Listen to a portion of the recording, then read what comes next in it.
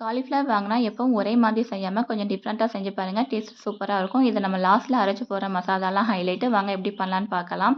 Stove on பண்ணி ஒரு பாத்திரம் வச்சு தண்ணி சேர்த்துக்கோங்க. உப்பு ஆட் பண்ணிட்டு லைட்டா கொதி வந்ததும் காலிஃப்ளவரையும் போட்டு எடுத்து வச்சுக்கலாம். இப்போ இன்னொரு பாத்திரம் வச்சு 3 ஸ்பூன் எண்ணெய், 1 ஸ்பூன் சோம்பு, 1 ஸ்பூன் ஜீரகம், கருவேப்பிலை, பெரிய வெங்காயம் ஆட் பண்ணிக்கோங்க. கண்ணாடி பதம் வந்ததும் மீடியம் சைஸ் தக்காளியும் சேர்த்துருக்கேன். தக்காளி நல்லா வதங்கினதுக்கப்புறம் 2 ஸ்பூன் இஞ்சி பூண்டு பேஸ்ட் ஆட் பண்ணிக்கலாம். பச்சை வாசனை போகிற அளவுக்கு நல்லா வதக்கி விடுங்க. இப்போ 1/4 ஸ்பூன் மஞ்சள் தூள், 1 ஸ்பூன் வீட்டில் அரைச்ச குழம்பு மிளகாய் தூள், டேஸ்ட்டுக்காக உப்பு, குழம்பு மிளகாய் தூள் இல்லைன்னா சில்லி பவுடர், மல்லித்தூள் சேர்த்துக்கோங்க. இப்போ எல்லாத்தையும் மிக்ஸ் பண்ணி விட்டு நம்ம காலிஃப்ளவரையும் ஆட் பண்ணிக்கலாம். இப்போ கொஞ்சமாக தண்ணி சேர்த்துக்கோங்க. மூடி போட்டு ஒரு 10 மினிட்ஸ் காலிஃப்ளவரை வேக வச்சுக்கலாம்.